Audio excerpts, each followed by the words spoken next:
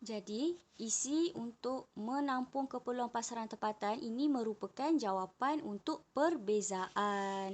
Okey, seterusnya kita tengok jawapan yang kedua yang penuh lah. Saya akan bacakan sekali lagi. Jawapan yang kedua, persamaan kepentingan bidang aquaculture dengan bidang peternakan lembu ialah mewujudkan peluang pekerjaan. Dan ini untuk jawapan yang pertama lah. Jawapan yang kedua, sambung sahaja. Perbezaan kepentingan bidang aquaculture dengan bidang peternakan lembu yang terdapat dalam bahan satu ialah bakalan ikan akan mencukupi. Manakala dalam bahan dua ialah menampung keperluan pasaran tempatan. Okey, seterusnya. Soalan ketiga, soalan keempat merupakan soalan kebat lah.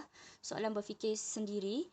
Soalannya begini, kekurangan golongan muda menceburi bidang pertanian merugikan negara. Pada pendapat anda, apakah masalah-masalah yang dihadapi oleh golongan muda hingga menghalang mereka untuk menceburi bidang pertanian? 3 markah. Okay, jangan lupa salin kepala ayat. Yang saya highlightkan kuning ni semuanya merupakan kepala ayat lah.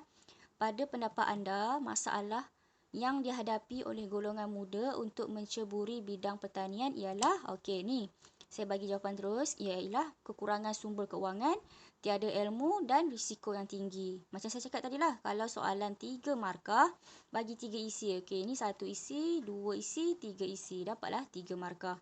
Dapat 3 markah sebab apa? Kamu bagi 3 isi dan ayat gramatis. Kamu salin kepala ayat ni, ada kepala ayat. Ada kehendak soalan dia. Kalau kamu cuma bagi jawapan, tiba-tiba sumber keuangan, tiada ilmu, risiko yang tinggi, kamu bagi poin-poin.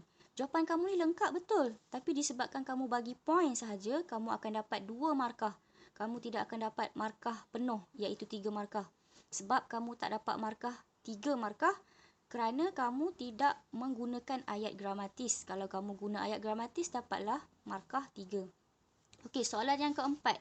Soalan keempat pun sama, soalan kebat, soalan berfikir. Cadangkan langkah-langkah yang anda sarankan kepada Encik Rauf untuk memperluas produk ternakannya ke peringkat antarabangsa.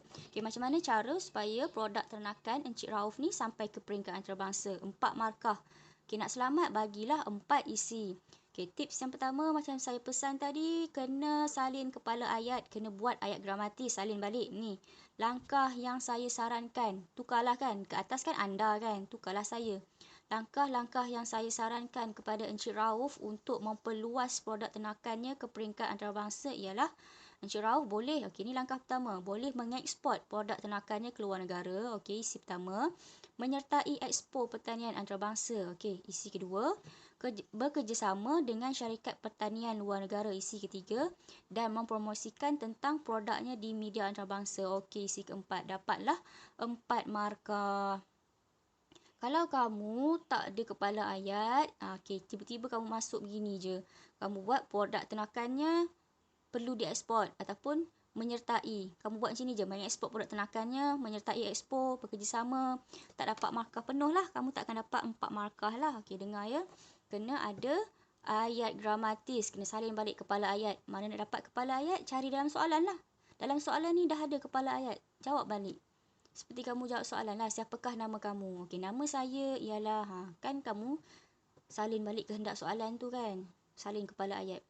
Okey, itu sahaja untuk soalan pemahaman pada hari ini. Kamu boleh salin dalam buku. Salin terus dalam buku. Salin terus dalam buku, jawapan seperti yang saya buat ni lah.